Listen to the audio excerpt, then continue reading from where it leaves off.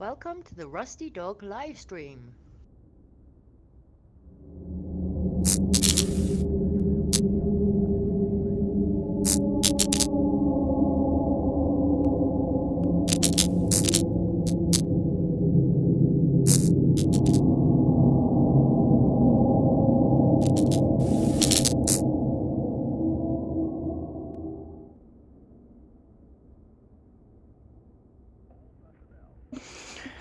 Greetings everyone, I'm Rusty Dog and welcome to the live stream.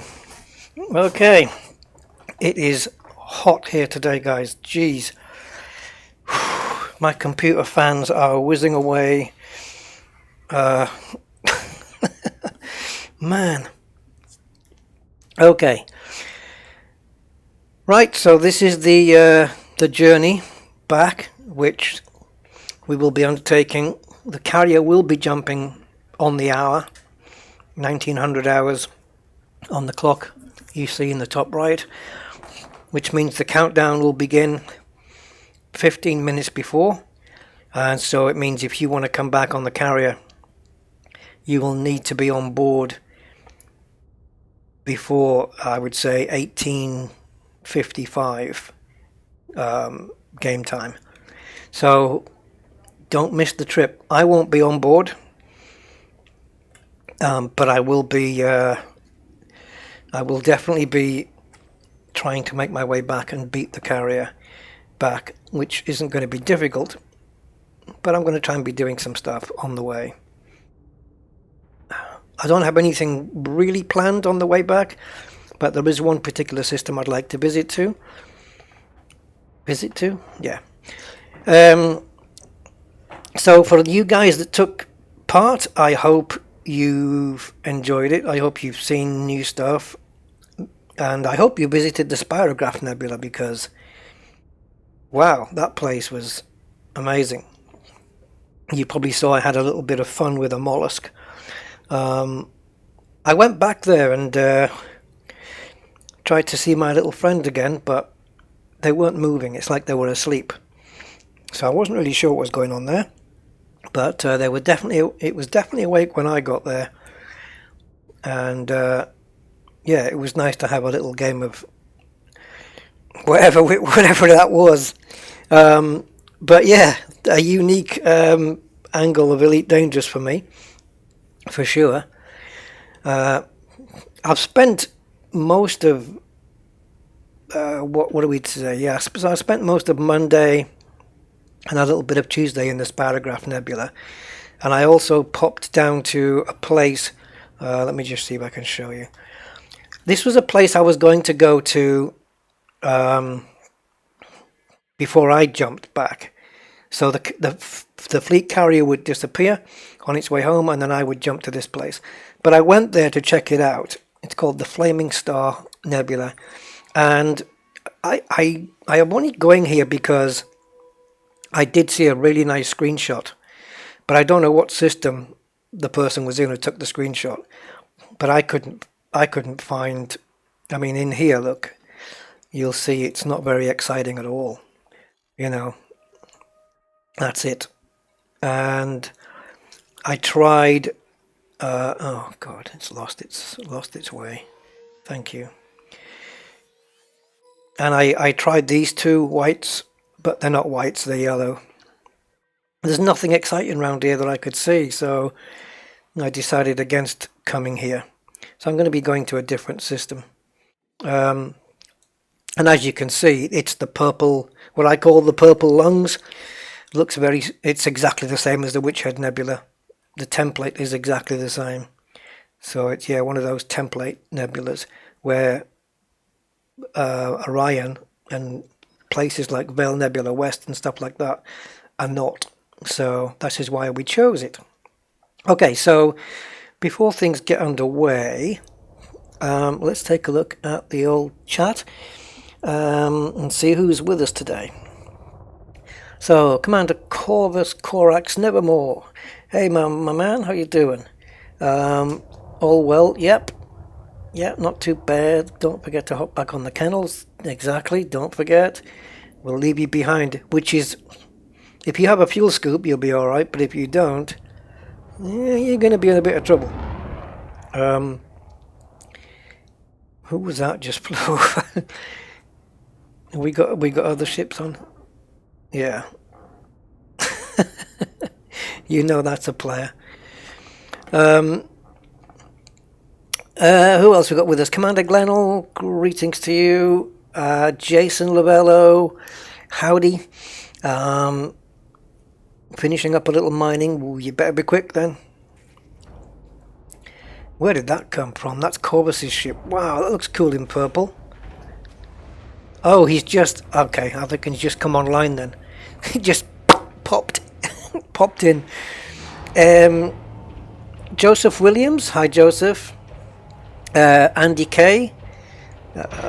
Greetings to you as well. The Hawaiian Sea. Hey, how you doing? I wish I could have gone with you guys just to see. Well, I mean, it's not far away, Jason. I don't know what your jump range is, but it really isn't that far away. And also, I have a feeling that the moment we get back, the moment that, we get back into the bubble, the first thing I'm going to want to do, guys, is come back out here. I want to go back again into the Spirograph Nebula because it's too cool. There's so many cool things in there, and I'll show it to you in a minute on the system map and why I think it's one of the best single systems I've seen in Elite Dangerous. Jim Davidson. Hi Jim, my mining resulted in 82 Alexandrite, 75 diamonds, 251 opals and 32 grandidierite. Time to figure out where in the bubble are the best prices. Yep, definitely. Yeah, go on to one of the third-party websites and get the best rate. Loot, hey Loot. Well, hello there.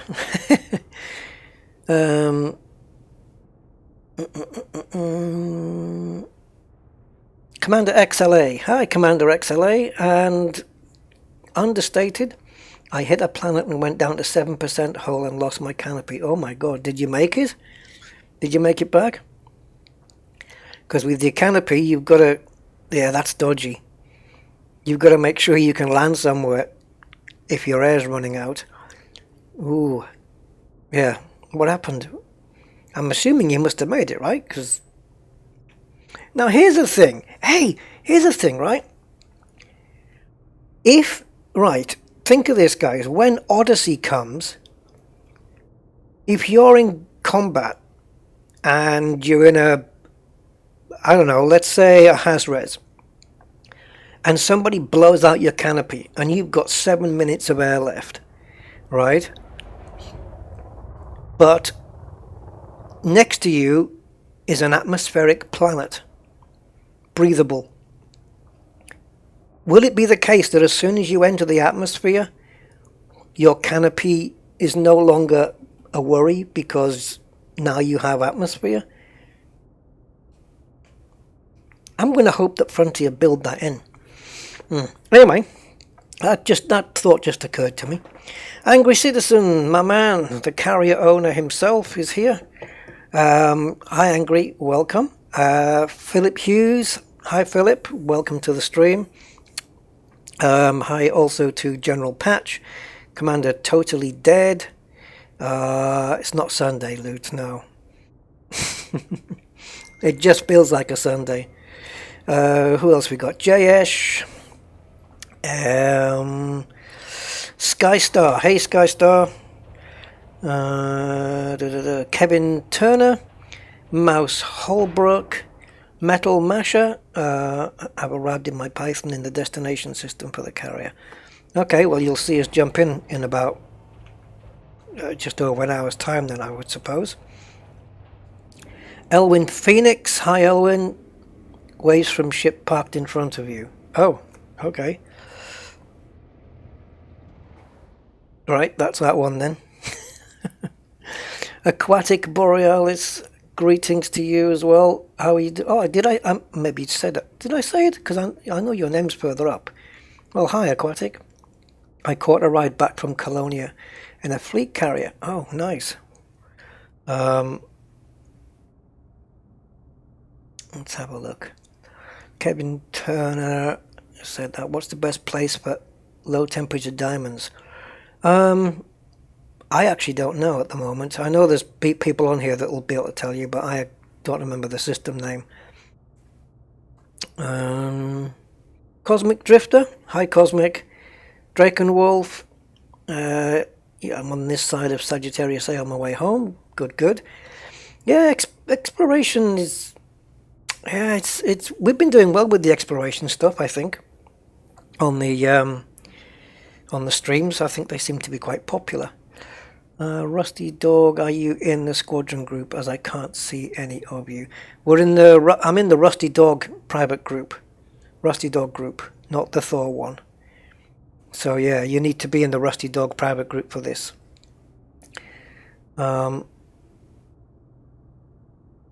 I don't know why we're getting movement on the screen, because I'm not touching the joystick. There you go. These Thrustmasters, honestly.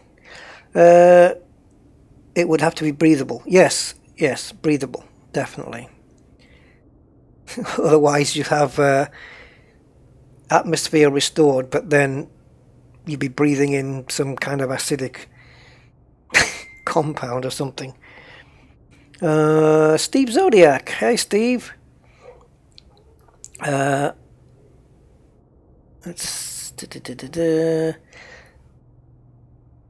the canopy is busted and it's poisonous, do you die quicker? I have no idea. I wonder if they're going to build in, though, atmospheres where some are breathable and some are not. And some may be acidic, so you can't be on the surface for too long because it eats into your suit or something like that. Or maybe I'm expecting too much there. Dear Stalker 999, hi Dear Stalker. I've sent a request to, just in case, the Rusty Dog. Oh, okay, I'll check that out now.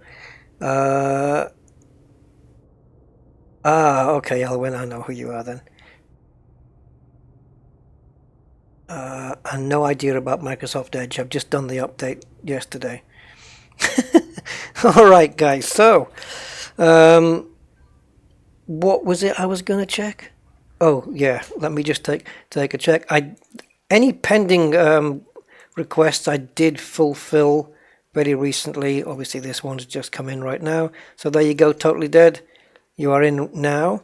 I did all friend requests, private group requests, and squadron requests. So there's nothing pending there at the moment. So we're all good. I guess I'd better get off here then, because actually no, I can wait. I can wait a little while. Stick some fuel in there. Yeah, so whatever you guys have been up to out here, I hope you've made some first time discoveries and experiences. I know at least one or two of you have been seeing stuff for the first time and experiencing things for the first time, and some of you guys have been submitting some fantastic screenshots on the Discord, which is fantastic, so thanks for that. Yeah, I've seen some really good shots, so I think it's been good. I mean, it's only been a few days, it's only been a few days, but I think it's been fun.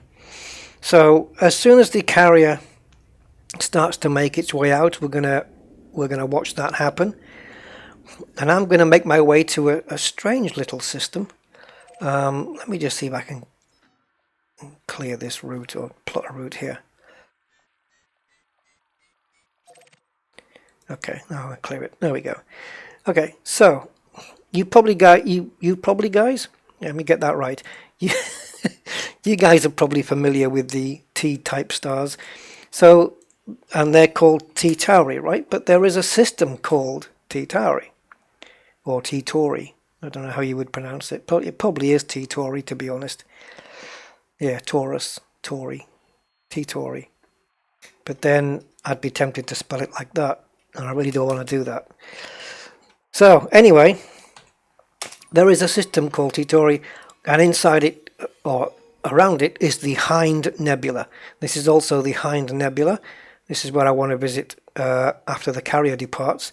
But check this out. If you go into star class mode, you know, if you choose from your view what type of view you want. If you go into star class, who's just jumped in here? I'll bet I know. Yeah, if you don't look, the nebula looks like it's actually inside the star. I know who that is. That's Angry Citizen. Told you. Getting ahead of the game.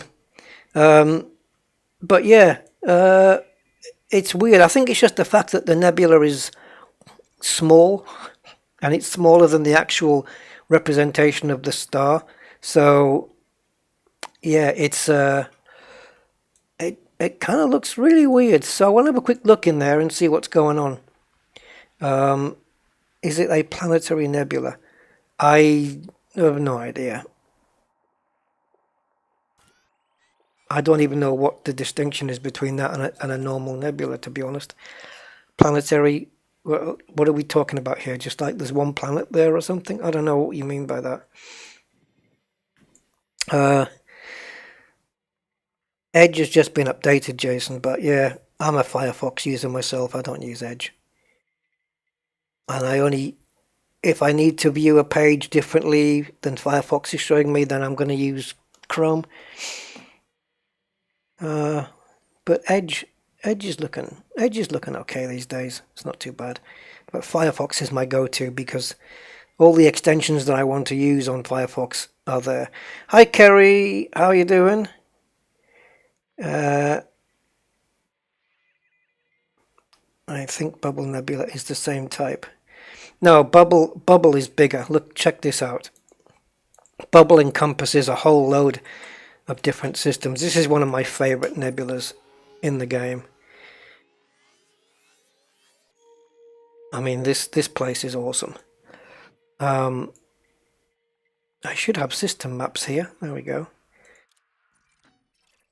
But the no landables on that one. But the Bubble Nebula is really cool. And my current favorite is this one, the Spirograph, which I'm going to type it in with its designation, BD-121172. I know that off by heart now. This system's awesome. If you've not been here, guys,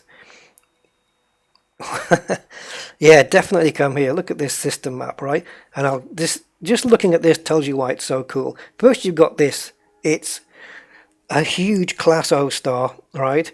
And then you have 1, 2, 3. Oh, why is that dialogue not moving? Get out the way. 4. This one. So you've got 4. I'm not going to use the term high G, but definitely planets with higher G than Earth. So this is the one I landed on, which, you know, if you like pink, if you're very fond of pinks and purples, then come here, because this is the pinkest planet I've ever landed on in my entire life. And that's 1.75 G. Then you've got this one, which is 2.23 G. And they are both ringed as well. This one's spinning at quite a speed, as you can see. Then we have another big one here, which is 2.2 G. This little one down here, only 0.35 G, but it looks kind of okay. Then we have this guy, which is 2.77 G. So if you want to practice at landing on higher gravity worlds, then I'd start here before probably venturing to Achenar. We have another one here, 2.57, so that's 5 then. 1, 2, should count my finger. 1, 2, 3, no, 4.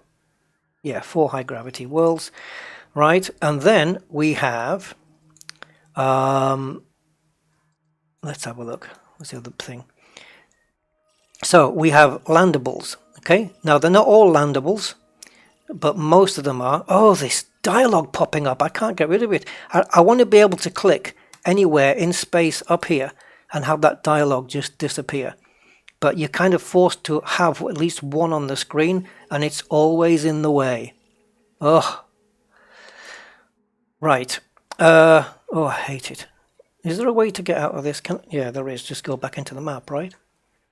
And just stay away from everywhere. Schnitzels. Hey, Warren. How are you doing, sir?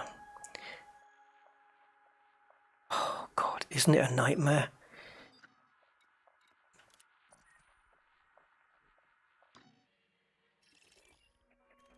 Okay. So, we have quite a mass of landables. And what I can tell you is that every single landable planet here, all of them, have got either geographicals or biologicals to go to.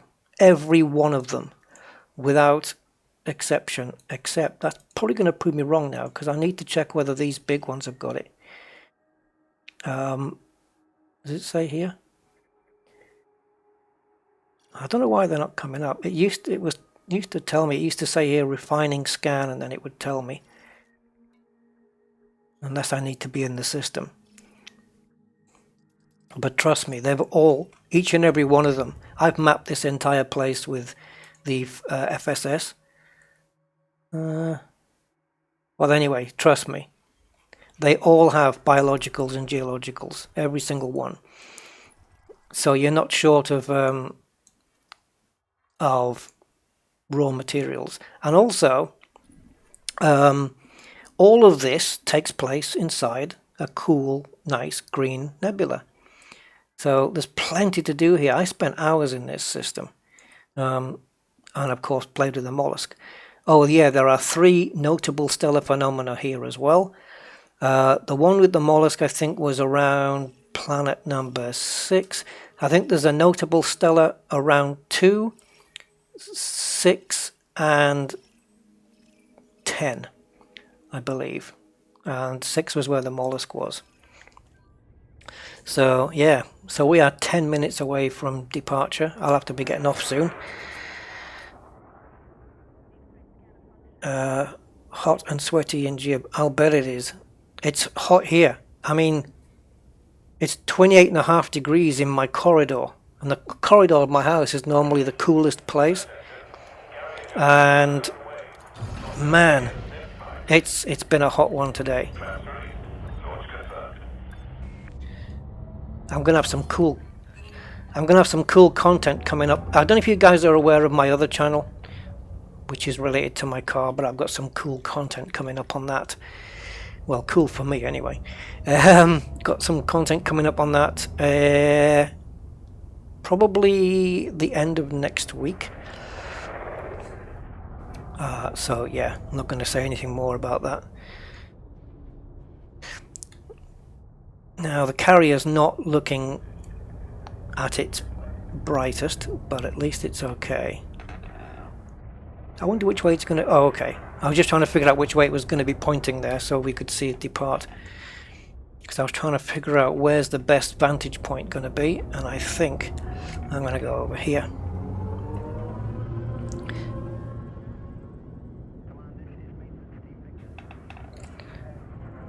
I'm going to turn my volume up a little so I can hear the messages, because I can still hear some of the fleet carrier messages from this distance. I wonder if all the ships went in front of the carrier, just parked in front of its nose, whether it would still jump. Or it would say, front of the carrier's blocked, I can't get past.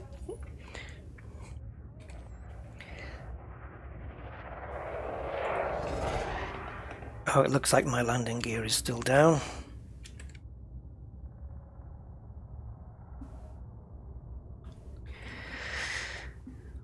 Venus. Oh yeah, we do centigrade here. It's only you guys that do Fahrenheit. But then again, you do pounds and gallons and stuff. We dropped that in the 70s. So yeah. I don't know what it is in Fahrenheit. But yeah, it's 28 degrees centigrade. You guys should have gone metric. I don't know why you didn't. It's a lot easier. Base 10.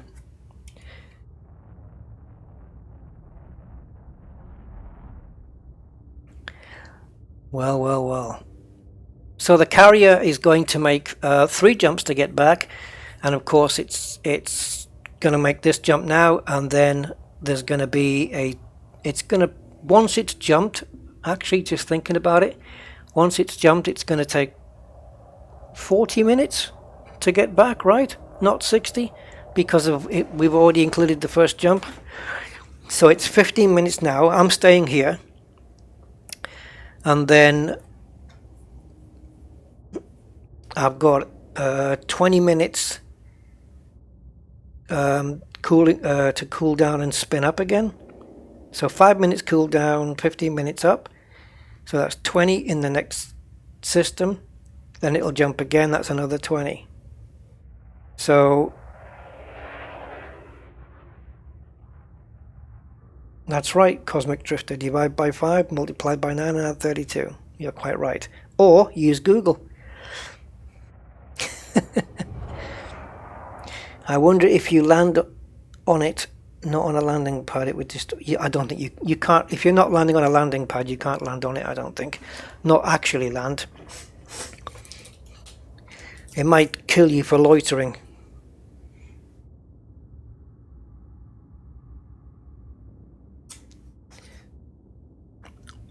I wish I had a countdown.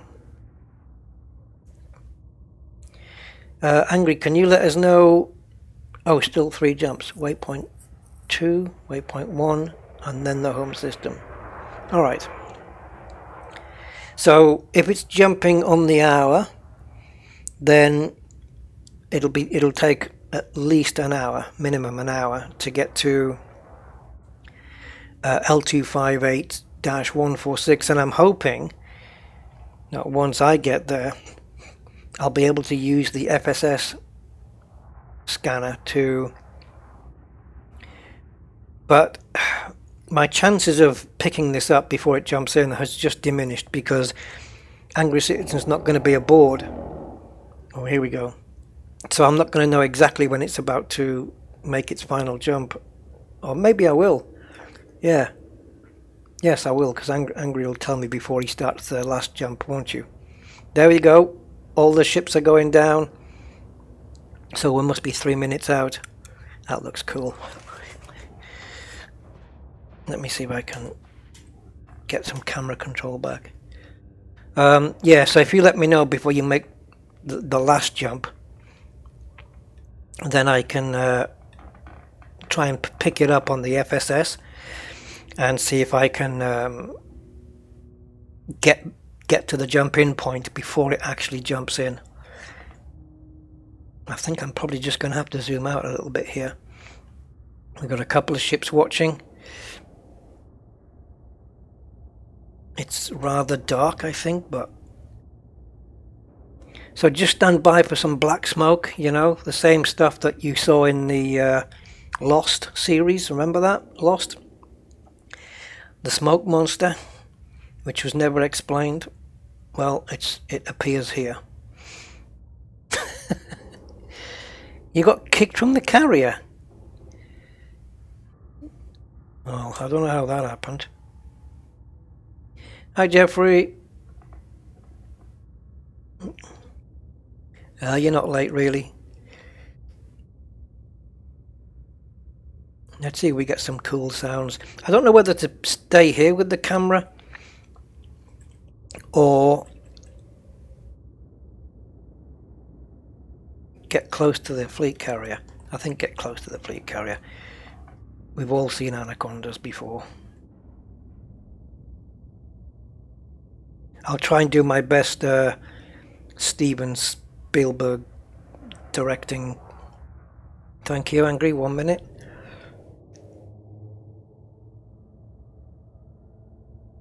I wonder if we'd had like a load of ships around the carrier and everybody put their lights on.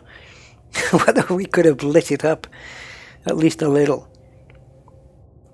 Panda, yes, we're going to see it jump. Hear it spinning up. I'll keep quiet.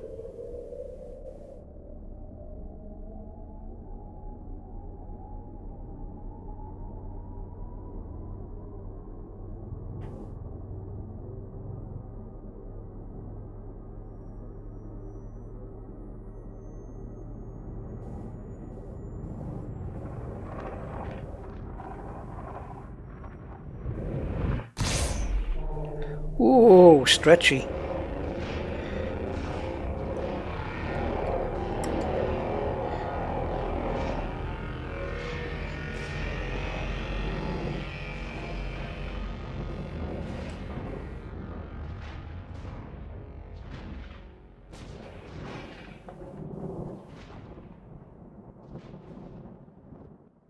Oh God, it's left without us.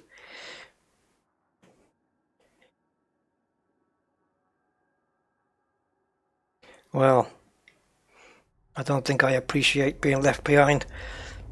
That's me, by the way.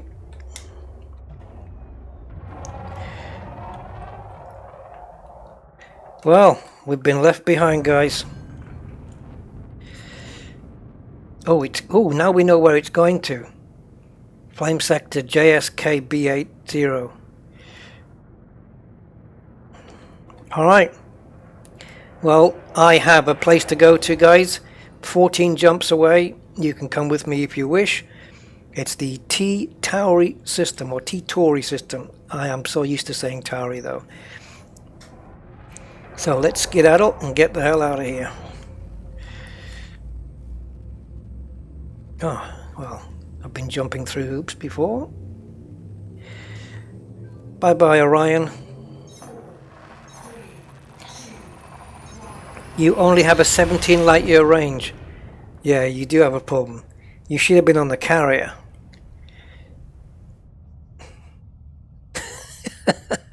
With 17 light year jump range, I'm on the carrier. Definitely, definitely.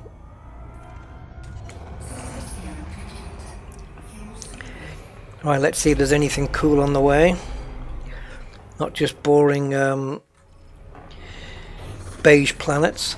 Too many of those.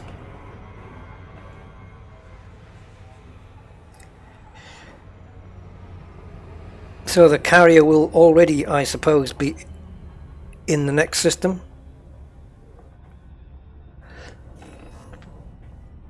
I will do, Angry, thank you. So we're going to just take a little scenic route back, and then obviously we're going to be able to beat the carrier back. I mean, the Anaconda can get back to the bubble 3 times quicker than the carrier can. So we do have a little bit of time to play with. And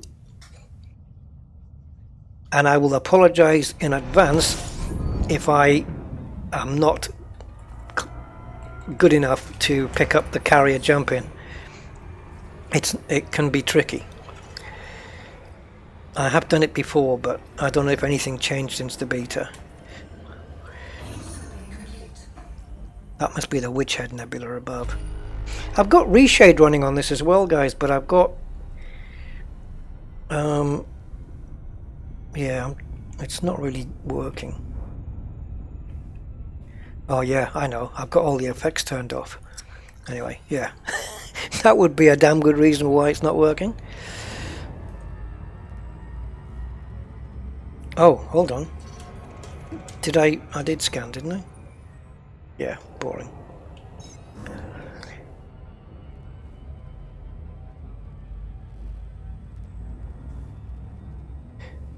Tow smaller ships at a reduced range.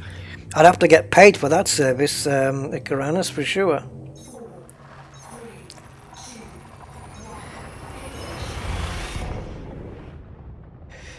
Calling for my Conda and flying that back.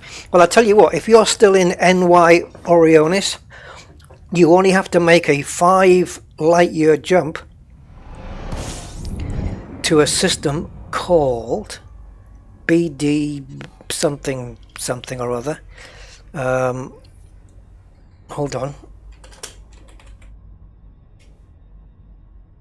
Okay, if you're still in NY Orionis and you jump to PMD 2009 space 48, all right, PMD 2009 space 48, there is an asteroid station there. The Orion Nebula Tourist Center is that system, and so you might be able to recall your ship to there. It's going to cost you though. It's going to cost you some serious money, and you're going to have to wait a while. But you're probably better off sticking with your 17 light year jump range and jumping back. Save your money. Or you can self-destruct, I suppose. But that's cheating. Oh yeah, because, well, I mean, I haven't collected much, but all of the cartographic data that I've got is still on board with me. I haven't cashed anything in.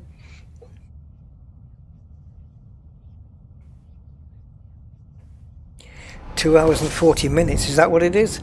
That's not, well, okay. The stream will be over by then. How long are the wait times between the jumps? 20 minutes. After you've done a jump, you have the 5-minute cool down period for the engines, and then if you restart the engine cycle back up straight away, it's a 15-minute wait for the engines to spin up.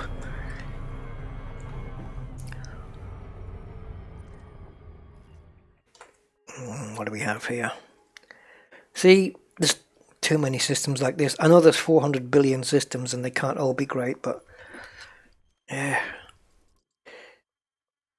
they don't have a lot of appeal. But there might be some cool stuff on some of those places.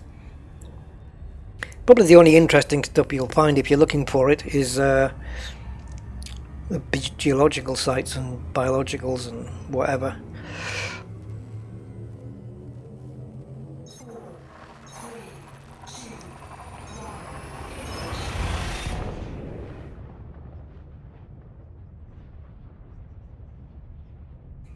So now that you see, now the carrier has to wait 20 minutes after it made that jump. It has to wait 20 minutes before it can jump out again. So this is where we can do a little bit of catching up.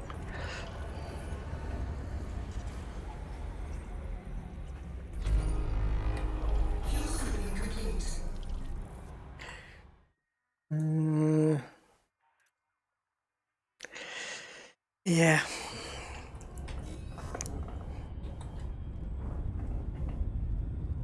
Already arriving at the Witch Head sector then.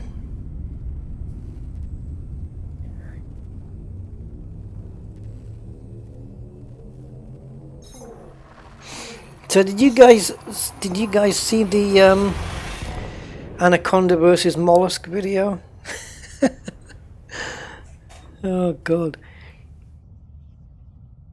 I don't know, I wasn't expecting it to happen, so I just recorded it and set it to some nice music, and it was a moment of difference in Elite Dangerous, something that I've never encountered before. I've encountered the mollusk before, I'm sure, but not that particular one, and certainly not one that was being playful. Hello.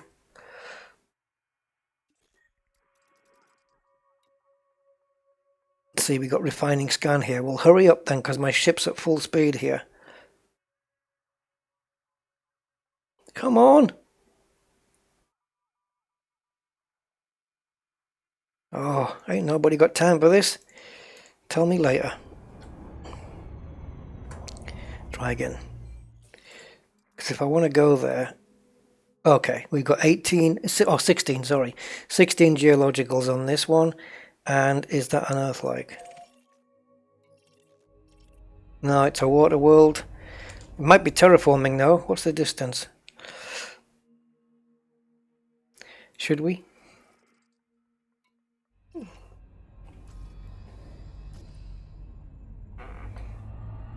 Probably not. I'll save it for another time.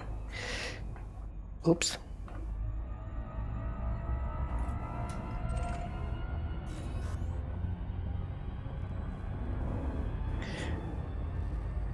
Okay, so D.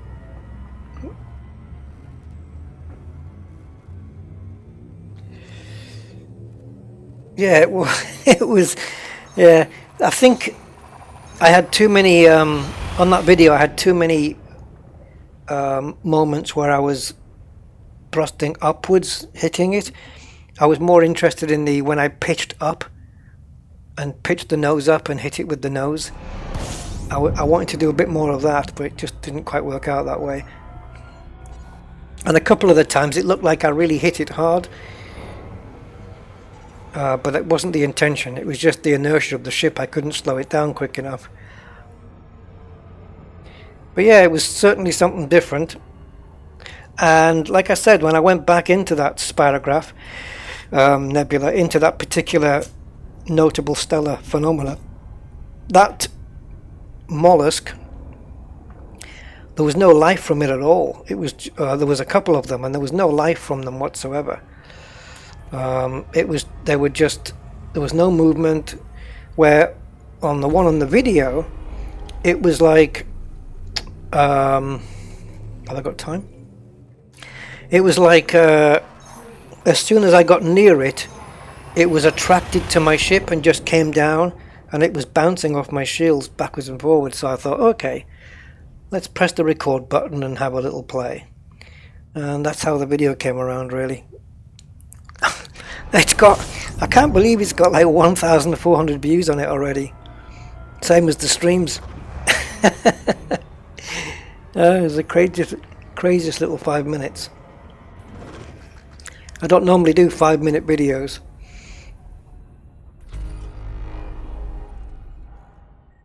Wow, that's quite the pattern.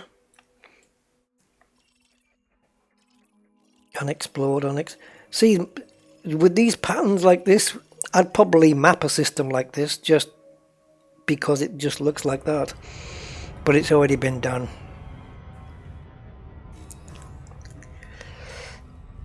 My conda is coming in 1 hour. Really? That's okay. But you paid for express delivery? So by the time your conda comes, then the carrier will already be back.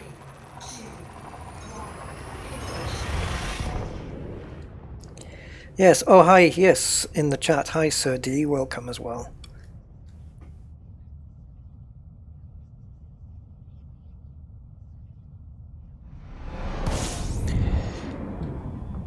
I think I need some fuel.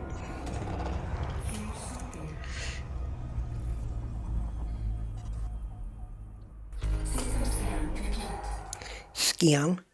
System scan.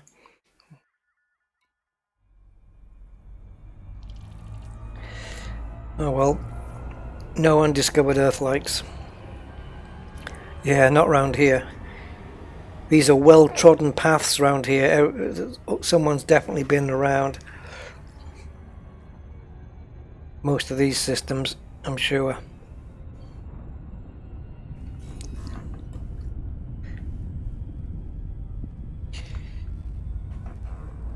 Sinoof.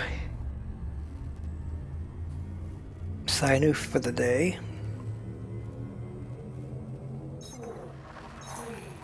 2.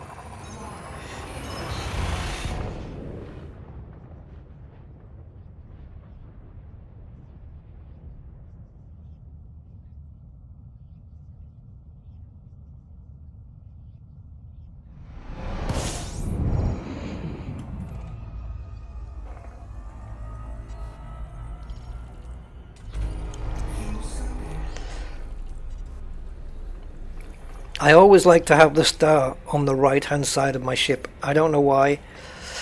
When I'm scooping, I just like it that way. I'm just kind of used to it, which is why I'm spinning the ship round. Yeah. Mapped. Well done to Peter for mapping all of these planets. These beige looking spheres.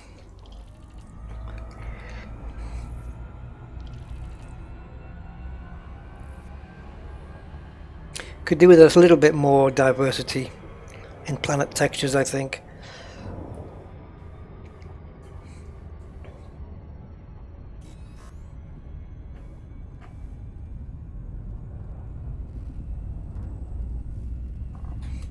How are we doing? 4 jumps to Titori. Yeah.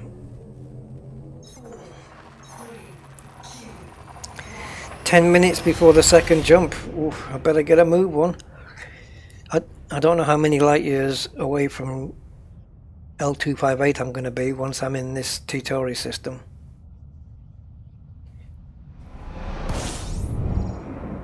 Okay, so it is the Hind Nebula that we're going to be jumping into, and this is already the beginning of the Hind sector coming up. System scan. So it's 2 suns then. It is.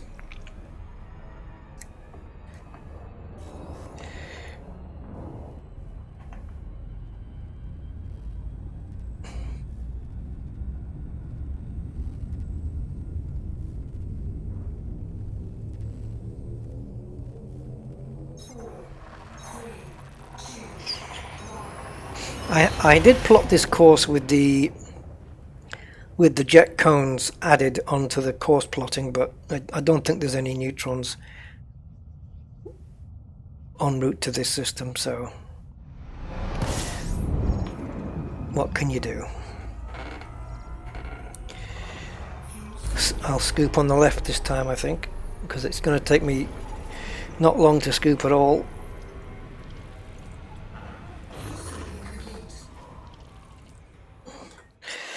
Ooh, some nice big rings there. Nice place for mining. Rocky and icy. Rocky, icy. And rocky, icy.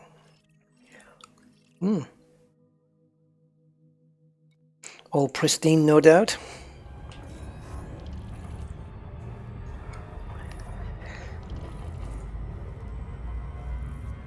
Be interesting to see what hotspots there are there, if any. I did 2 or 3 planets, I think, in the Spirograph Nebula, I think it was, and I mapped the rings, and there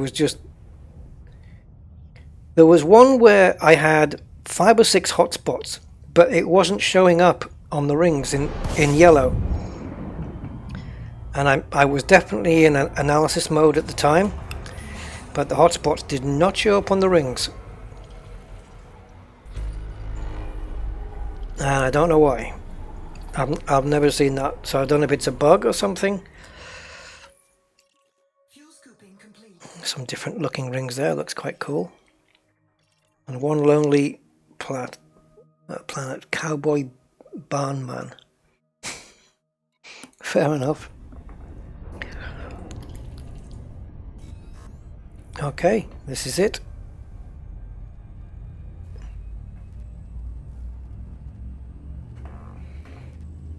And we'll head to the tourist beacon.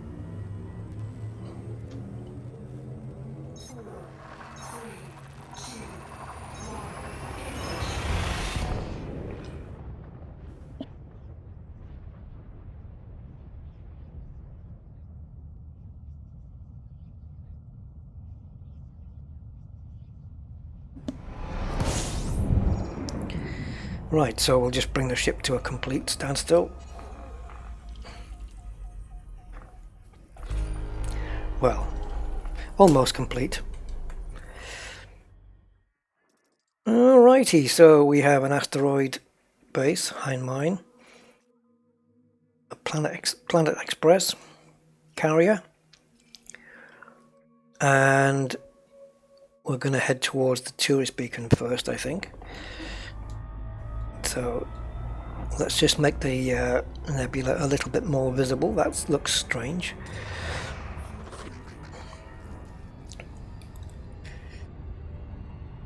Oh, nav beacon, of course.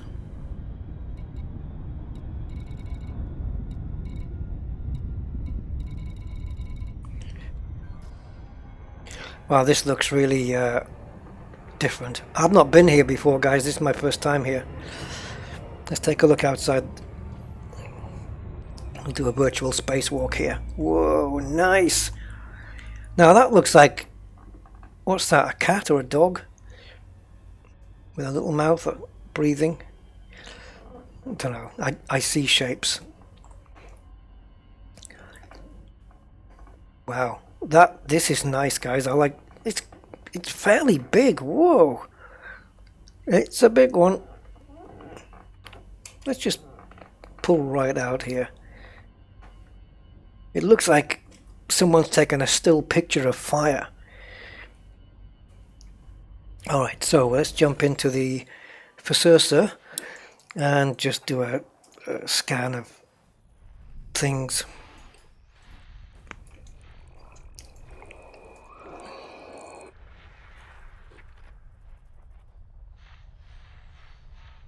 Oops, do I need to be up here?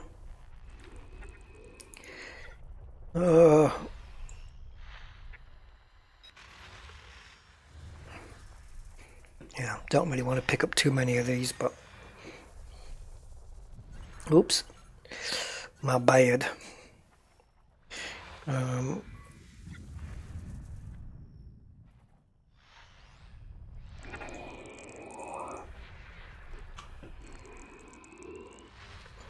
Quite a few levels we have to go down here. Oh, yep, extraction sites. It looks like a pumba. I have no idea what what that is.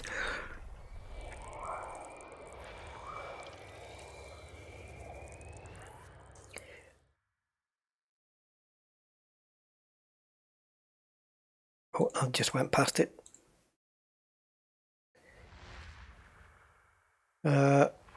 Okay. Is that the tourist beacon? No. Ah, okay. I see. It's two extraction sites right next to each other.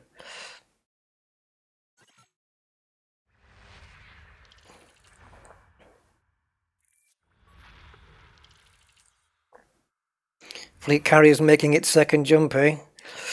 Oh, guys. There's the fleet carrier.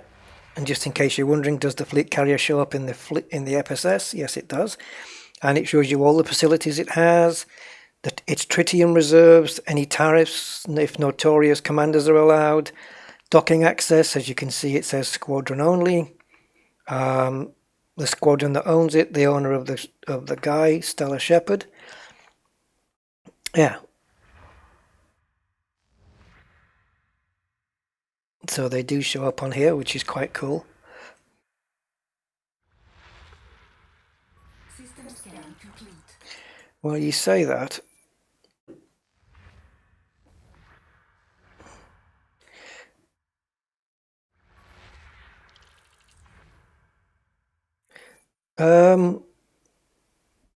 Where's the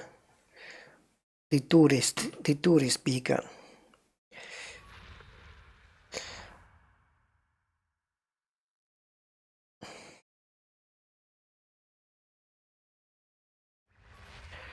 I was hoping it was going to show up in here.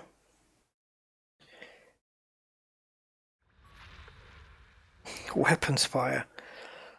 That's it, or empty. Did I miss it on the? Oh, there it is. Yeah.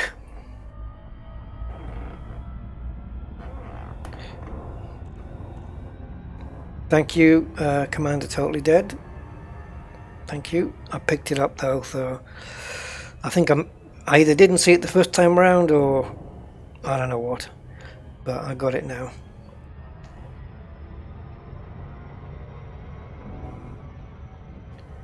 Let me just put this into cruising mode because I want to see where we are here. 632. Just want to get an idea of distance back into bubble space.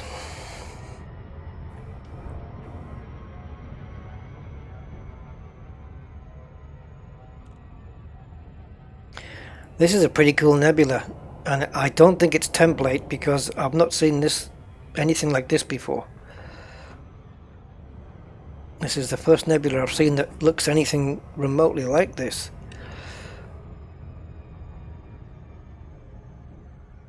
Very cool.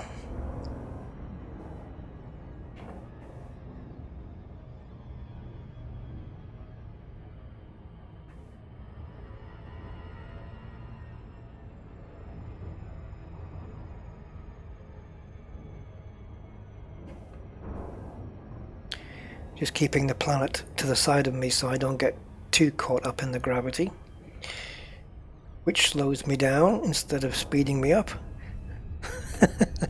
Of course it slows me down. The ship has a self-preservation mode built in.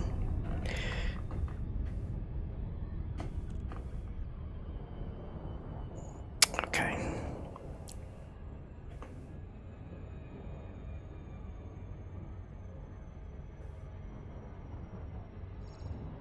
Oh, great.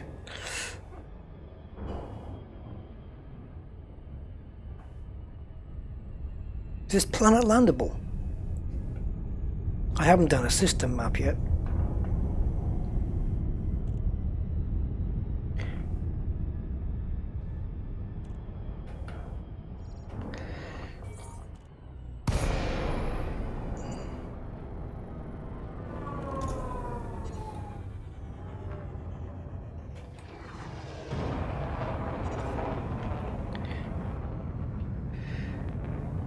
Oh, it's on the planet.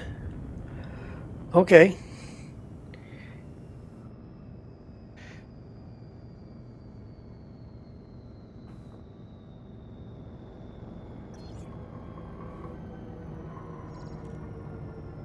What, no glide? You don't get it when you're coming down to these things, do you?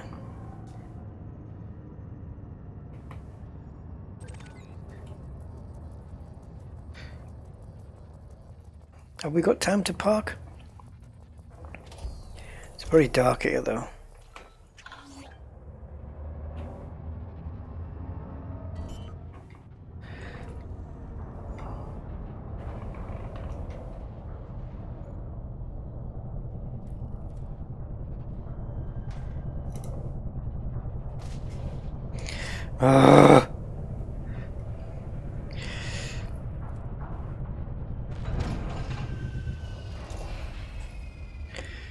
Well, this is the view then. I can see why they picked this.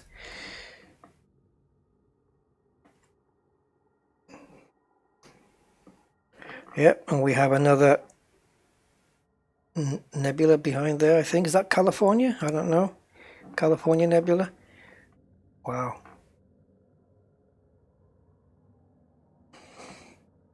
See, that looks proper, like proper cosmos, doesn't it? Proper cosmic photographs.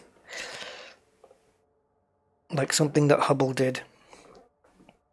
Man, honestly, it just looks like fire, doesn't it?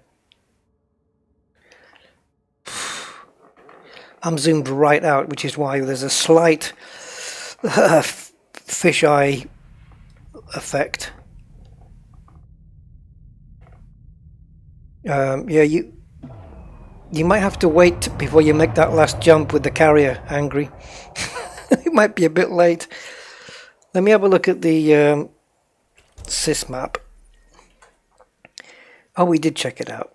Yeah, I don't think I'm going to have time to land at Hind Mine, but this is another place I'll probably come back to on my way back to Spirograph Nebula. I'll drop in here again, have a quick look around, because it looks like from these three planets, I mean the one we're on plus these two, it looks like we're going to be afforded some really nice views, especially if I land on the daytime side of a planet. Someone's got the SRV out there. And there's the tourist beacon. Oh, let's have a look and see what that gave us. This system has the most amazing views of the Hind Nebula and is a firm favourite of Commander Chronic. So he must have discovered it then. I like that Frontier do that. You know, you find a cool... But how does it work? Does the commander find a really cool place and then they decide to put a tourist beacon there? I mean, how does that work?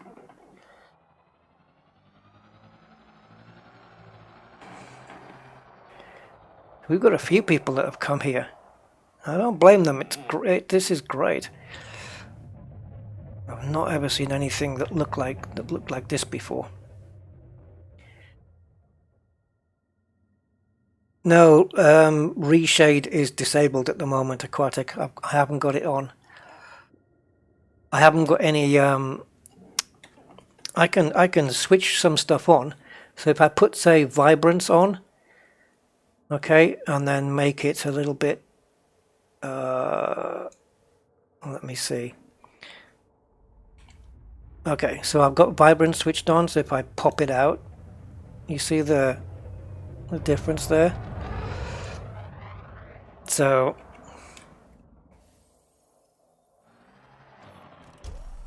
let me just see. See, that's with vibrance on. Because I was just looking to see if I could find something in reshade that would maybe pop out the colors a bit more, and it certainly does that, but I don't want it to compromise other things. And at the moment, yeah, sometimes things kind of do that. So if we turn off the vibrance and maybe put on tone map, so I've got gamma that I can increase. Oof, that's really weird. Exposure. No, exposure would be a good thing. Put the gamma to normal. What's that like with night mode switched off now? It really doesn't do that much. But yeah, I'm just currently having a play around with reshade. I'm not using EDFX because the programmer is a bit out of date on that one. He needs to catch up. He's still, when you install it, it wants to run the reshade version 2 runtimes, and we're on to version 4 now, so I'm just running the standard reshade. So let me just turn that off, put it back to normal. Yeah, very cool system. Glad I came here. So the carrier's got 2 more jumps to make then? Or it's made its second jump and it's going, yeah, it's made its second jump, I suppose, now. Let me have a quick look and see if we've got, because we also have like monochrome as well, which obviously turns everything. There's no secrets to what that does. But you can alter reds, greens, and blues. So if I change the reds, you see it'll just alter any reds that are in the scene. So we have a monochrome black and white version of Elite Dangerous, which is weird. And then you can add film grain on top of that, make it look like a really old photo. Turn that off. So Technicolor. Brightness, saturation, and strength. I'm going to put it all to default. And so brightness. Wow, that is really popping out the galaxy a little bit. Saturation, of course, if I turn that off, we should be black and white, and that's like ridiculously too much. Sometimes I don't mind turning saturation down a bit. Turn the brightness up and turn the saturation down, and it kind of looks not too bad either, because you don't want it too ridiculous, you know. And then you can stack all of these effects. So I can add say curves on top of that. So now both of these effects are in place at the same time. Oh, I keep coming out of external mode. So you've got, this is with reshade on with those 2 separate effects, and that's with it off. But how does it make the cockpit look? Well, it certainly pops everything out. There's no question about that. So yeah, it's just things I'm going to have a play with. The reason the cockpit keeps jumping out is because I'm using Shift and Home to disable it and enable it, and Shift makes my seat go back. The game default colors look pretty good. Yeah, they do. No, they do. I just wanted something that would pop everything out. Okay, so let's have a look at the destination system for the carrier.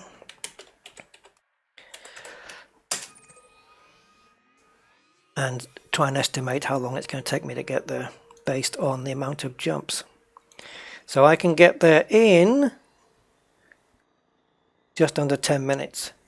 So not too bad.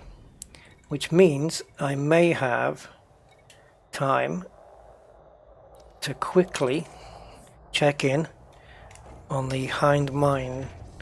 I nearly said hive mind. I got the Borg on my brain there.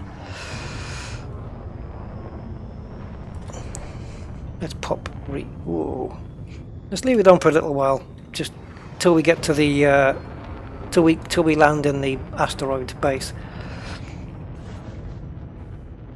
Wow, some of this text though is really boosty. New words. Oh, there's a fake HDR effect you can do on this, which kind of, it's not too bad, because with HDR you kind of have like a dark, a mid and a light, and then you sort of blend them all together to create. This is how cameras do it. Like I have a Nikon D7000, and it kind of does the same. You can take 3 pictures at once, and it'll take one at the normal exposure, take one that's brighter and take one that's darker, and then you pop all 3 of those into Photoshop using the merge HDR, and it takes features from all 3 and makes a full pop out image where you get all really good clarity on them. Very, very cool.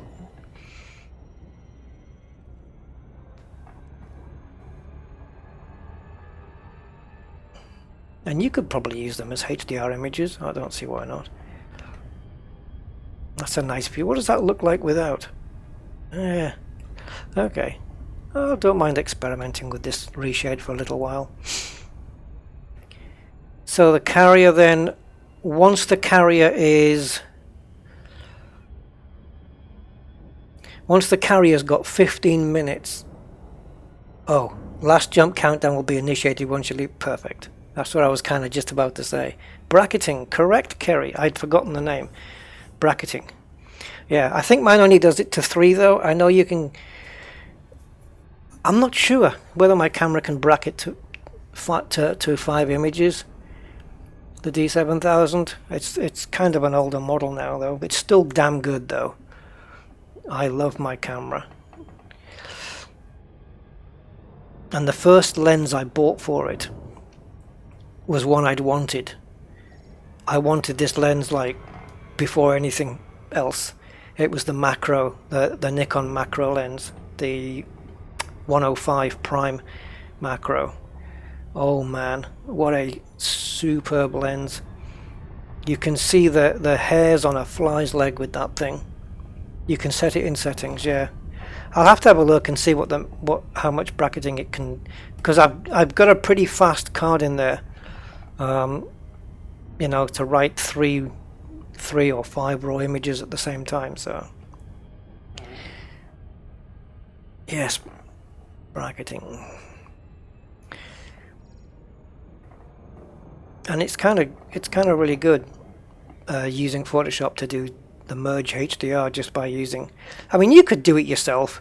You could do more image. You could just take put your camera on a tripod, take an image, turn the exposure down, take another one, turn it down more, take another one, turn it down more, take another one, and then go back to normal and start turn it up, take one, turn it up, take one, and then you've got like 7 different photos at all different exposure levels. Pop it into Photoshop, merge them all together, and you get it kind of brings out the best details in all the image to make the one. Right. At least I think it's something like that.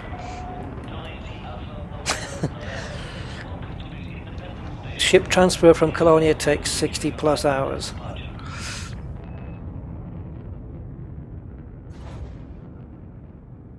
Yeah, you need multiple images ideally.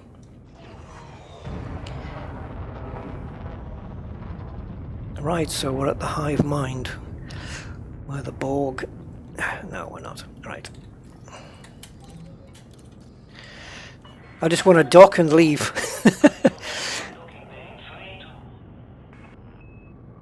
I mean, I'm guessing that the entrance is somewhere around here. There it is.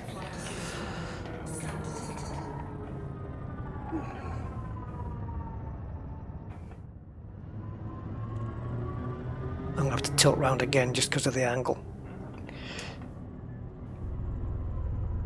Ooh, yeah. Wow, it's very bright in those corners.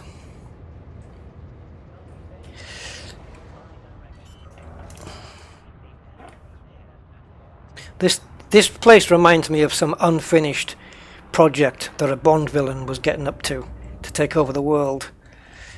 Yes, 007, here is where we're going to be making... Yeah.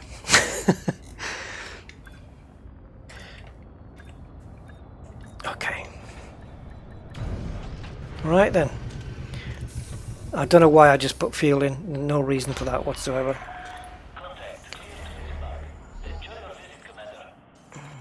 Thank you. How much carto have I got? I haven't got much, I'm pretty sure. A couple of million maybe. I'm not going to cash in here. Oh, I could do. I don't see why not. I could cash in here. Yeah. Why not? Get a bit of... what's the mission board like here? It's all mining stuff, right? Oh, donations. Okay. Jumped into a charity shop. Freya!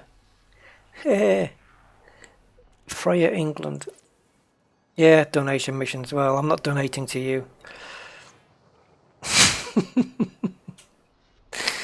Yeah, I don't think so. Passenger lounge. Anything going here? Oh, Heath Pickett wants to visit Earth-like twins. See, going to these passenger missions is a cool way of finding out some nice places to go and visit exploration-wise. Earth-like twins. And you jump in here and you say, okay, where's this? And you just write that system down and pop it into, or open the galaxy map, I should say. And you'll find it here. It's way too far away for us today. But sometimes they're not that far away, and you can find you find missions that don't pay that much. Ice Giant. Maybe that'll be closer because of the pay. 6,900 light years. That's still a fair distance, and I certainly wouldn't be taking that on for 7 million. No chance. You've been hyperdicted again. Stroking my dog on my lap. Oh yeah. Ernst Stavro Blofeld. Yes, 007. Anyway, let's go and meet the carrier then, shall we?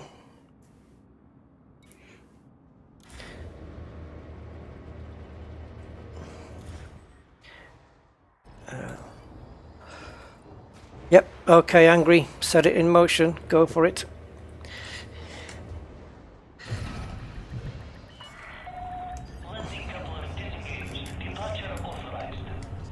Oh, you thought I was going to go under it, didn't? Over it.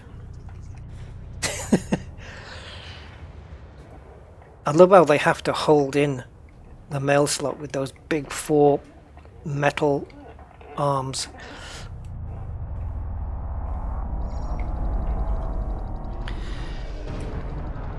Yes, I'll be coming back to T-Tori system again, that's for sure. Very cool nebula. And 650 light years, 630 light years from Scenic. So it's not far to come if you want to start your exploration stuff. Showing off.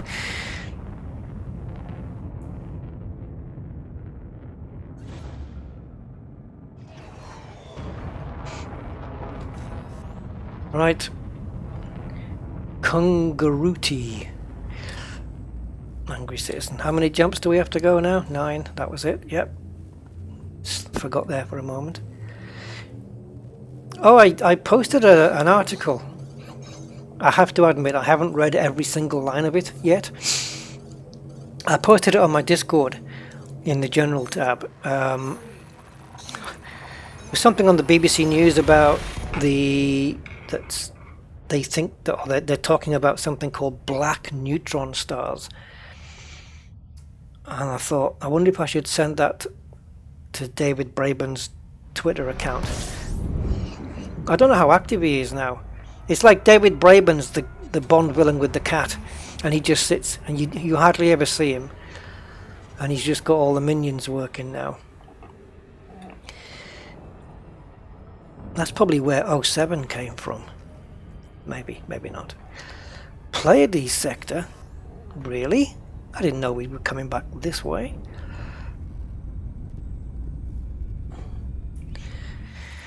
Should we pop in and see the Seven Sisters? Have a cup of tea? Oh, there's we're not far out, are we? Commander Gypsy! Hi, Commander Gypsy, how are you today? Can you do passenger missions by parking your ship in a fleet carrier? Interesting. Yeah, why not? I don't see any reason why not. You get a passenger who wants to see something 500 light years away or 1,000.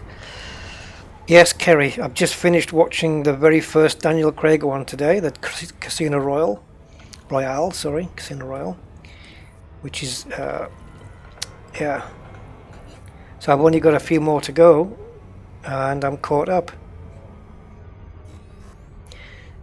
And I have no doubt in my mind now, after binge watching every one, that Daniel Craig is by far and away, for me, the best James Bond ever. Yeah, in terms of the type of movie, man, the difference from going from Die Another Day to Casino Royale is night and day. It's whoa, okie dokie, we're in some trouble here.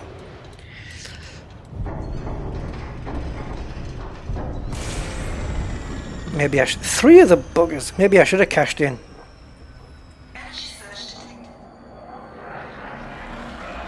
Hi. Friendly. Oh, God. Yeah. About that 10-second kill that I did. I was self-defense, claiming self-defense. No, self-defense. You can't get me on it. You done? Can I go? System reboot sequence initiated. Thrusters online.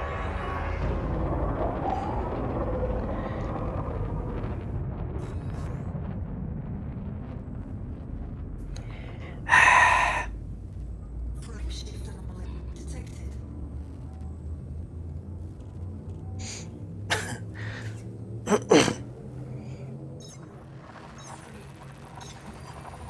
Can you imagine having... Hi Alan Hobbs, can you imagine having cloaking devices? It would change the game too much. You'd have newbies being able to gank pro gankers. 1 minute, 11 minutes until the jump. We're going to be in time easily. It's just a question of nailing where it's going to come in. Angry, which where in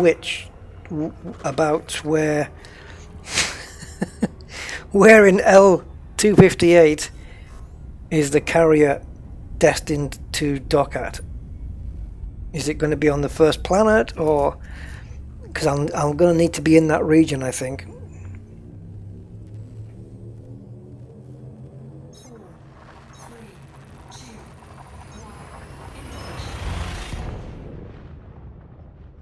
I think those high predictions should be like 1 in 10 of them, for example, randomly would be like they attack you, but not with the same ferocity as jumping into a threat 5, but something where you have a chance to get away without. People would whinge though. I know people can't handle that kind of stuff in a game now. They can't face the reality that you don't always win. A1, okay, between the rings and oh yeah, okay, I know where we are then.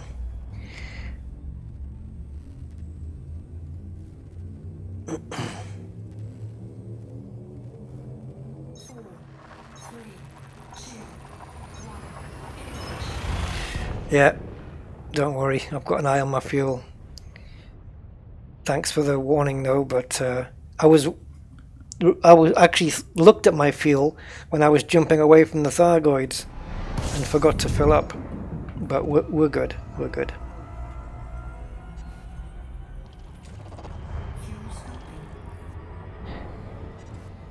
I can't seem to initiate the orbit. There we go. The orbit lines weren't coming on. Let's do a quick scan. Ooh, ringed landables. They always make for some nice screenshots. If you land in the right spot, you can always get some cool screenshots off those. Yeah. Have the rings in the background with your ship landed. I took a nice photo as well with my SRV landed and my Anaconda in the background, just using the in-game camera, using the blur and like depth of field kind of effect to blur the ship in the background. It came out pretty well actually. Came out pretty well, not too bad.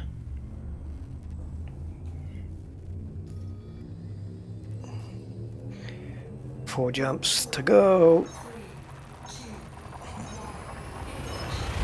You see, look, it hasn't. I mean, I've landed in the T-Tauri system, had a little look round there, but for me to jump back from the Orion Nebula back into the bubble really doesn't take long at all.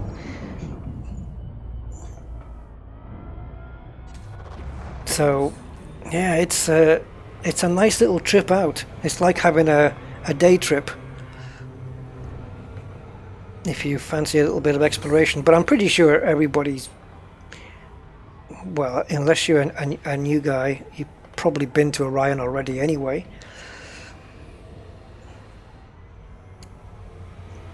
But definitely go via the I would do what I would do is I'd go to the T-Tauri system first, then I'd go to Spirograph, and then I'd jump into Orion Nebula.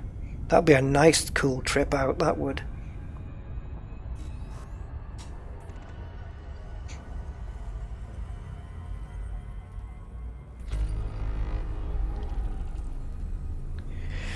The comments section shows comments from a different channel over 12 months old and not your channels. Eh? What, the comment section on my YouTube channel, you mean? That's weird. Well, guys, if I'm keeping you here entertained for more than 5 minutes, leave a like. Because if you didn't like it, you would have gone by now. So yeah, leave a like, guys. No pressure.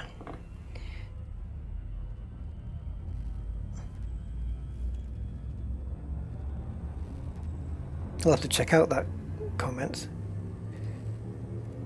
3 minutes until the FC should be visible in the nav panel.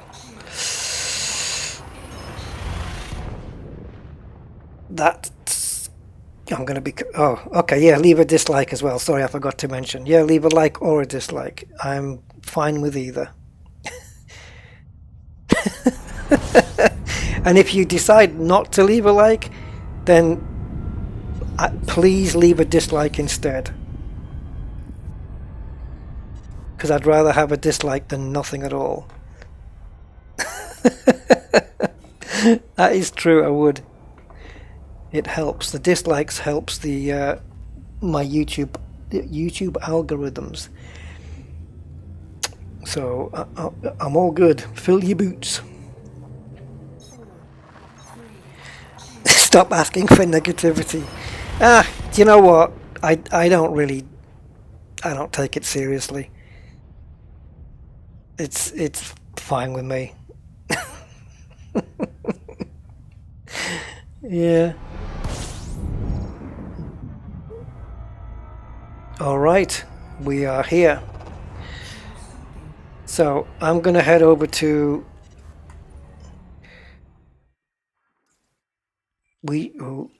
okay. Well, it should be here we're jumping into, right? No, here, sorry. Here. So I'm gonna head over there. Come on, don't fail me now.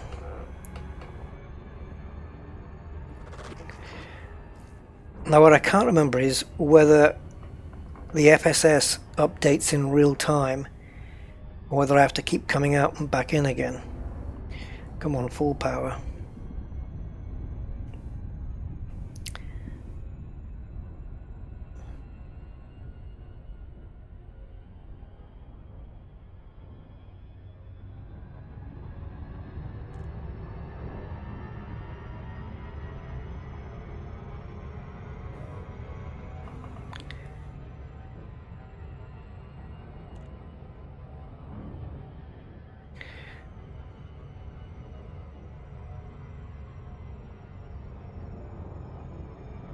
When you say the stream comments, do you actually mean the YouTube chat, only showing comments from others from before I joined? Have you tried doing a refresh? So 3 minutes until the fleet carrier jumps. Man, talk about timing then.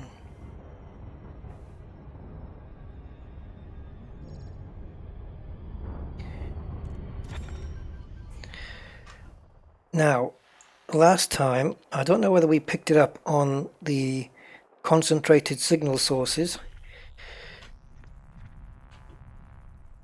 Oh, I got a feeling I should scan everything in this system first, but I don't have time to do that.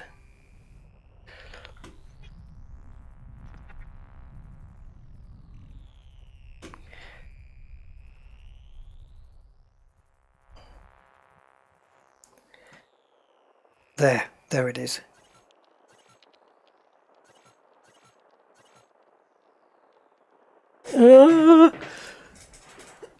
Why it won't let me zoom?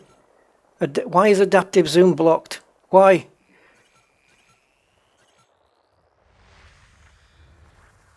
Is it because it's round the other side? Oh God.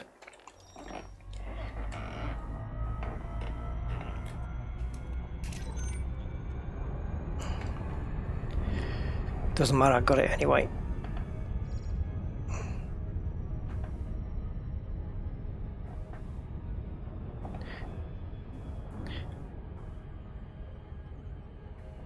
I don't know why that got hidden.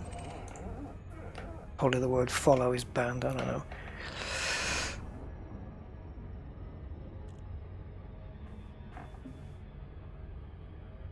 Yep, please extinguish your cigarettes. Fasten your seatbelts.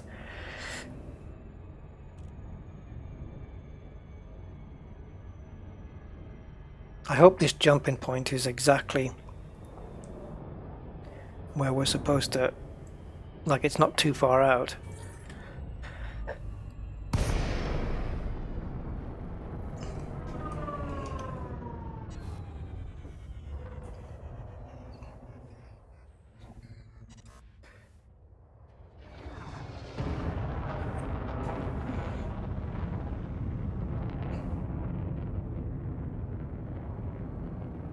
So we should definitely hear it coming in before we see it. I'll try and get it on the externals. Warning, capital class signature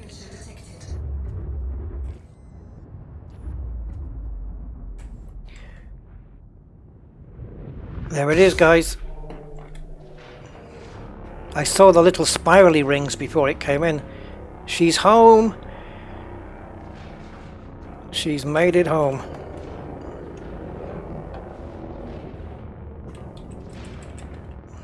Oh, trying to slow the camera down, but I can't.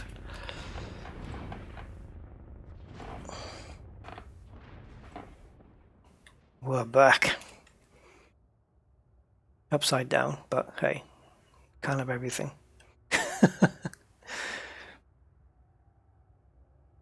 Welcome home, Kennels.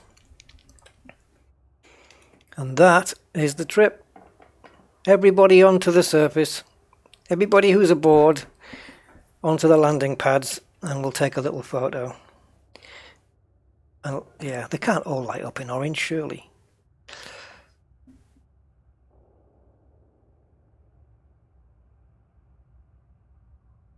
Oh, there's the name. I've just spotted the name on the carrier there on the back. The Kennels Thor.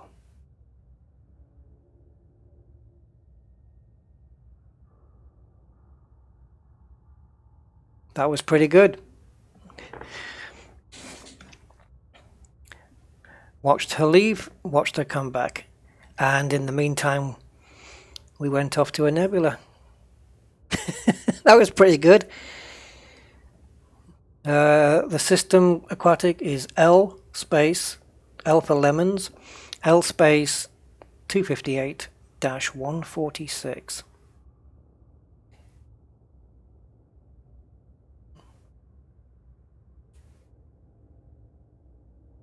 If anyone on board can do return to surface,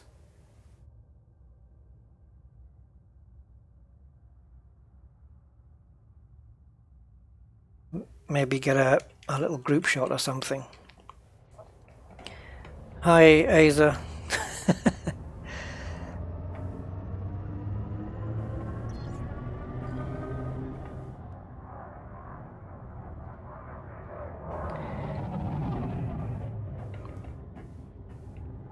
See, we've got a personal identification plate there. T1 jobs, almost. No, nobody on board?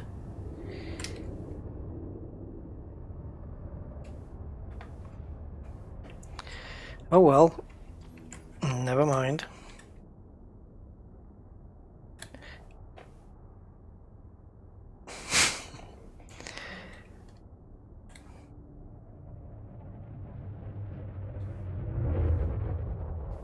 Not bad.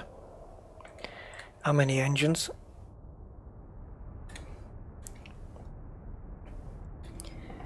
Yeah. I mean, why it needs nine little ones. Is there nobody on board then?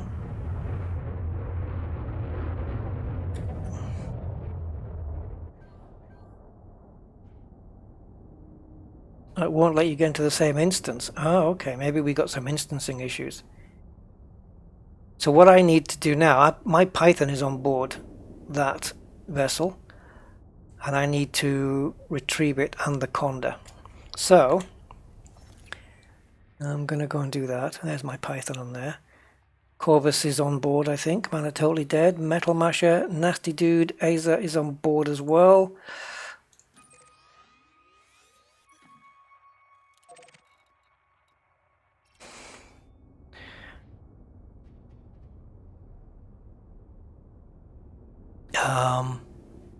Yeah, I'll be back in a sec, I think.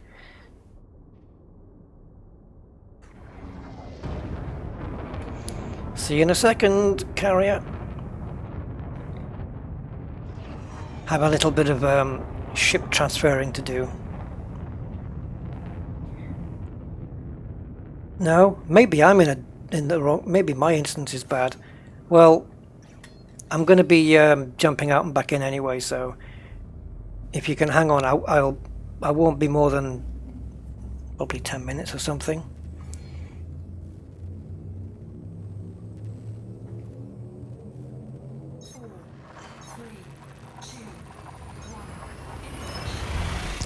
It was a nice little few days holiday, wasn't it? Yeah, it was fun. And oh, and yeah, thanks to everybody who contributed to adding tritium to either the fuel tanks or into the commodities store. Yeah, yeah, definitely. I'll give you a wing invite. And also, yeah, it's weird. I've got Angry's popped back up now.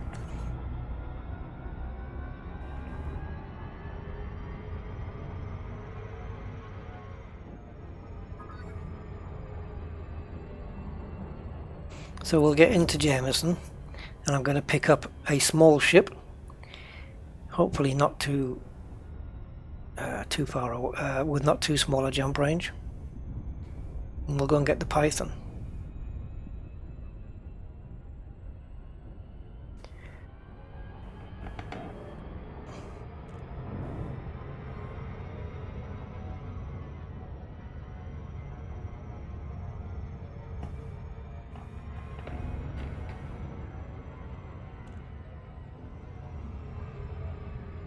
Well, I'm glad I caught the carrier coming in.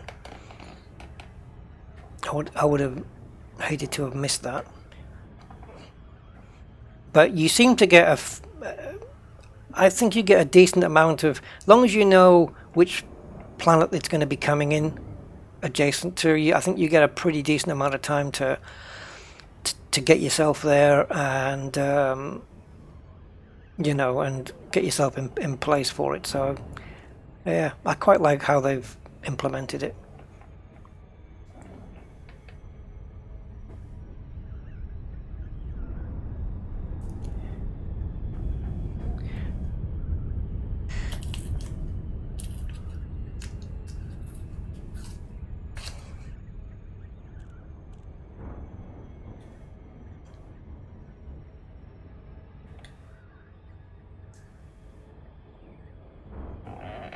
Okay, let's see if we can turn into it. It's not quite right, but it's good enough.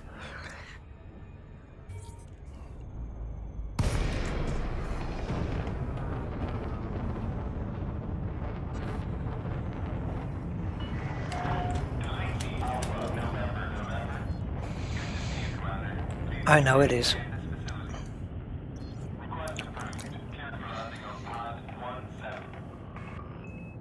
One 7. I don't get that one too often. Uh-oh, inertia's working overtime. Quick spin. There we go.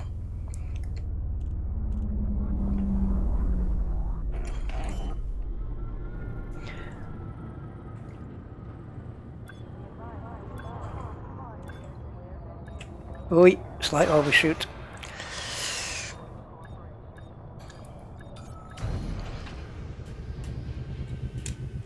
Right, I'll probably cash in here for no particular reason, just because it gets it out the way. I've not made any first discoveries that I know of, so we'll just cash in that 3 million.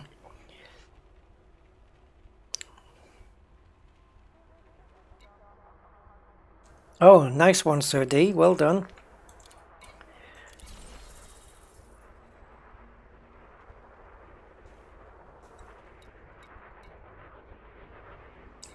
I had this last time when I'm selling the same thing over and over again.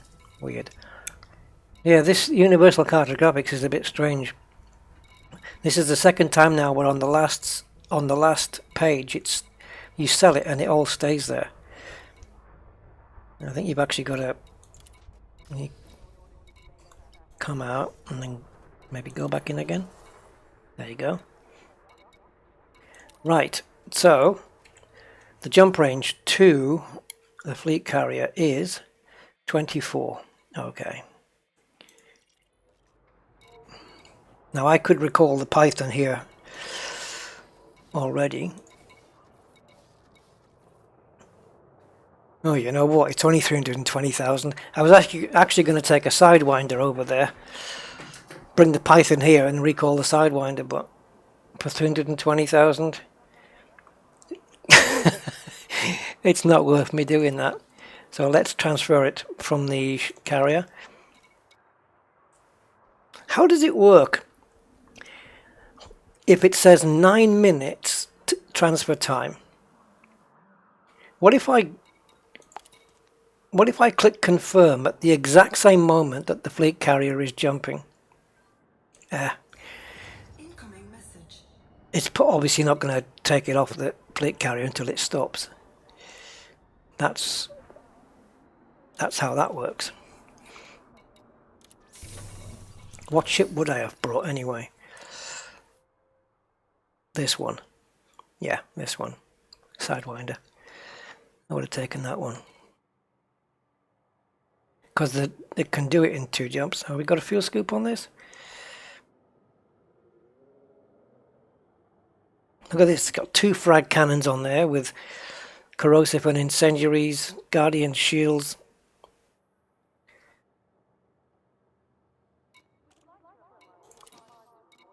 Let's pop into a Sidewinder. My God, I've not been in one for a while.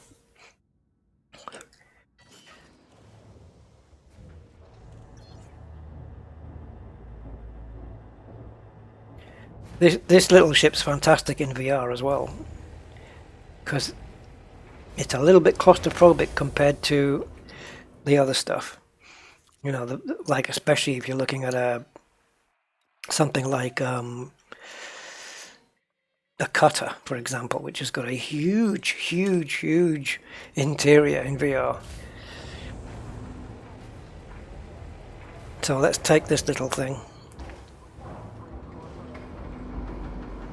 It's a punchy little ship, this.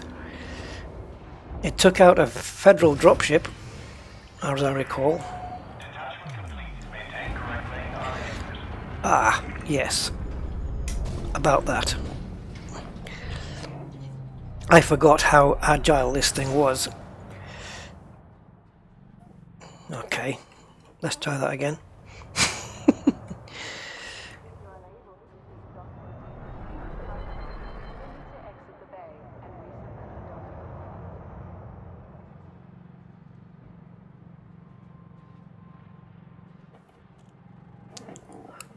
Wow, honestly, the rolling on this thing is so fast.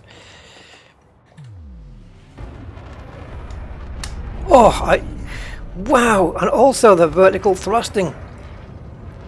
You know what? It's because I've been so long in the Anaconda. I'm used to how that's handling. Just totally not used to how quick this is. This little Sidewinder is crazy fast compared to the Anaconda. Jeez. And it'll be interesting to see it on the launch pad of a fleet carrier.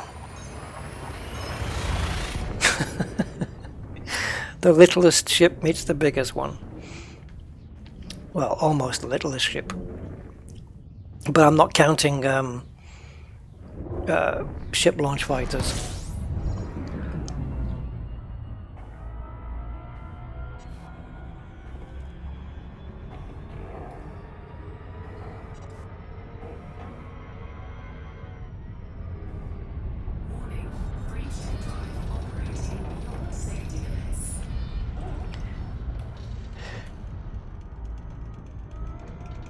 God, I didn't even get a supercharge.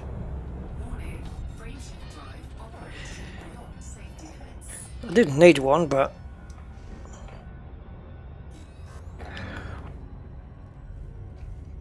it would have been nice.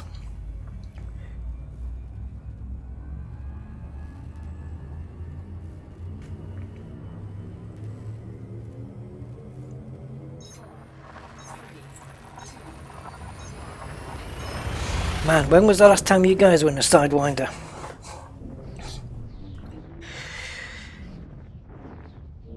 Angry citizen is being interdicted. Oh, why?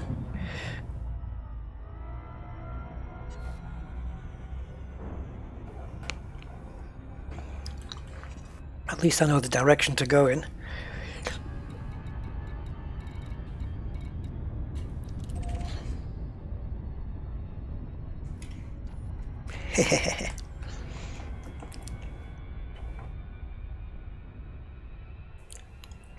Oh, I've still got the reshade on, haven't I? No, I don't. I thought I did. Ooh, that is way too garish for me. Yeah.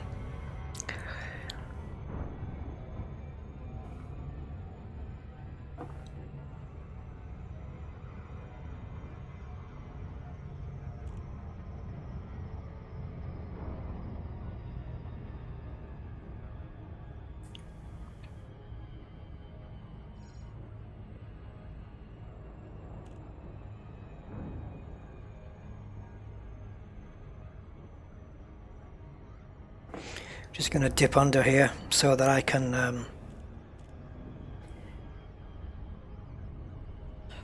pop up in between the rings and the planet. Those messages that we get about the cruise ships, wouldn't it be good if fleet carrier owners could type their own messages for everybody who's on board the fleet carrier? Like, we will soon be jumping into such and such a system. Here we'll find such and such, and there's a tourist beacon you can go and visit, and there's a nice cafe on the surface.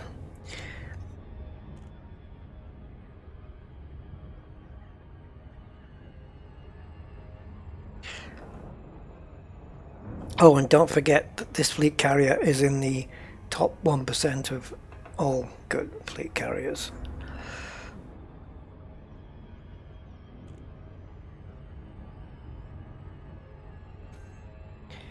You could put messages out like anybody who jumps in the same instance as your carrier would put out a message like, buy tritium here at an amazing price.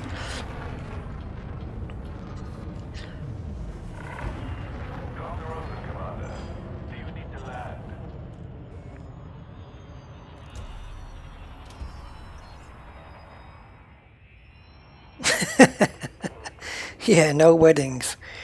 No weddings on the fleet carrier.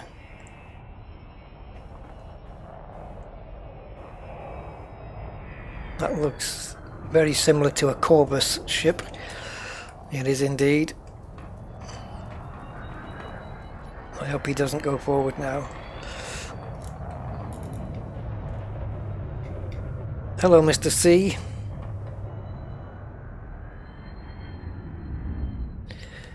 So yeah, quite a little bit of activity here. I haven't booked a landing spot, so I better be careful. I don't want to get shot down for loitering.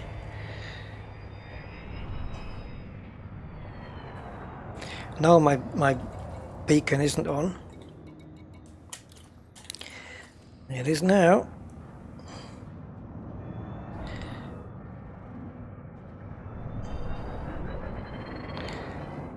So yeah, we've got a nice blue cobalt cutter there, looking awesome.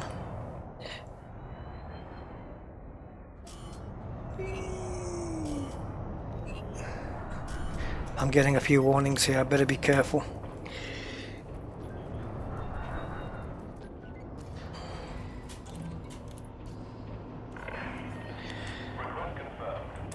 Oh, I bet I've been given a tiny little...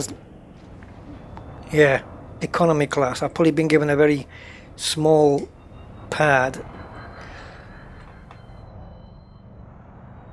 Is that mine, 16? I was going to say I've probably been given a tiny pad underneath the ship somewhere, but I got this one here. So I'm quite happy with that.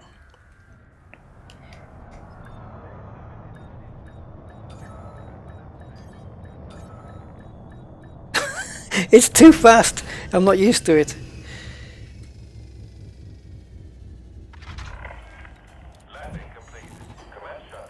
I like that. I like that. 37 credits in repairs. So this is this gold? I don't think I've ever seen a gold cutter before. Looks pretty cool, actually. Oh, I like that well-placed black stripe on. Oh, the black and gold, is it? Is that the Osiris one? I didn't know they'd done that for the cutter. Alright, let's have a look. See if we can get a decent shot. Now that would have made a great photo.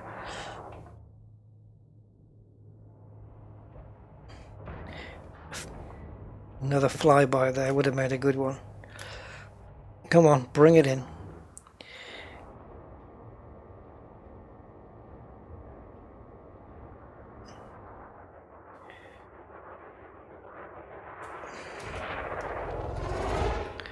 Got it. I did snapshot it.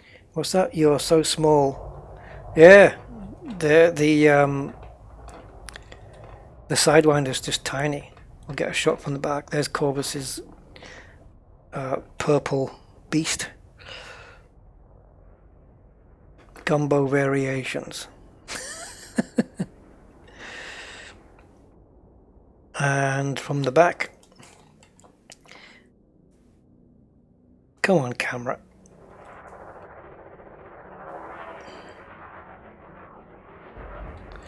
Oh, lights out.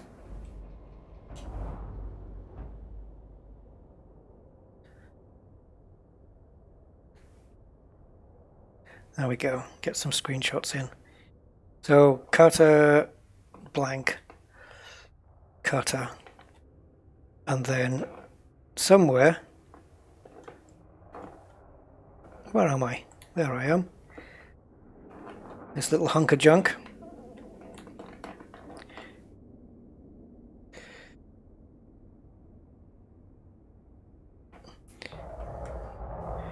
Clamp star? Sounds like an award you give to a traffic warden. And there it is, one of the big passenger ships. I can't move my camera very well at the moment. There she goes. It looks like a space version of a, well, I suppose it's meant to, like one of those cruise ships. All right. Okay. Well, I reckon that's that, guys. So I've got a feeling that there is maybe some popularity in this, and perhaps we can plot another little expedition at some point in the near future for you guys to go on, and we'll get all the ships here on the stream. And yeah, I think somebody did put a suggestion in Discord, so I will take a look at that one. Oh, here's a cool shot. I wish my landing pad didn't light up.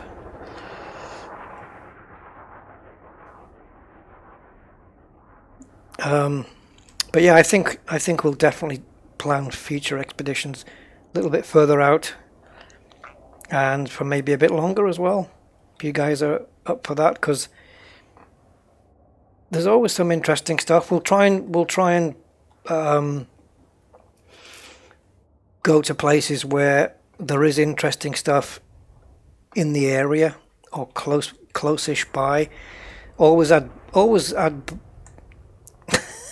advisory? No. Advisable. God. Yes, always advisable to bring a ship with a pretty decent jump range on it. Asp Explorer is perfect. Diamondback, perfect if you want to go on the budget route. Absolutely fine. And I think we can do more of these. But yeah,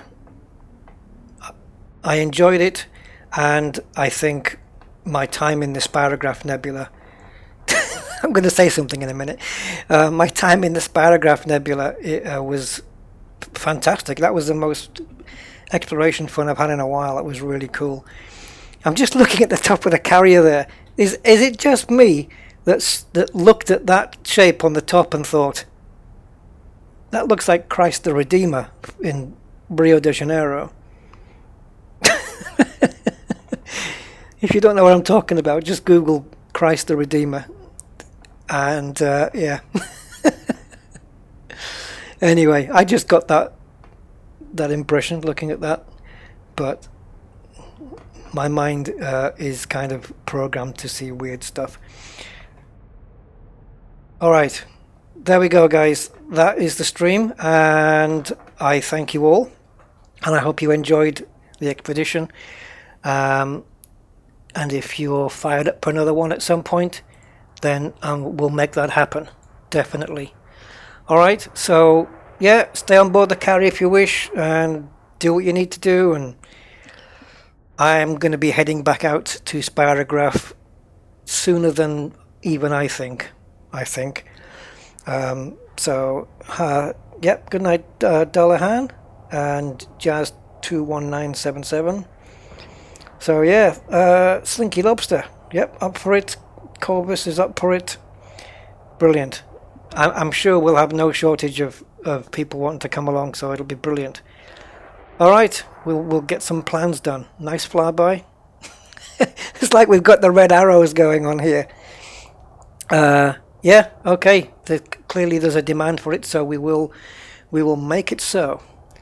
Until then, guys, thank you for all of your comments, for being here, for your likes and dislikes, and I will catch you all next time.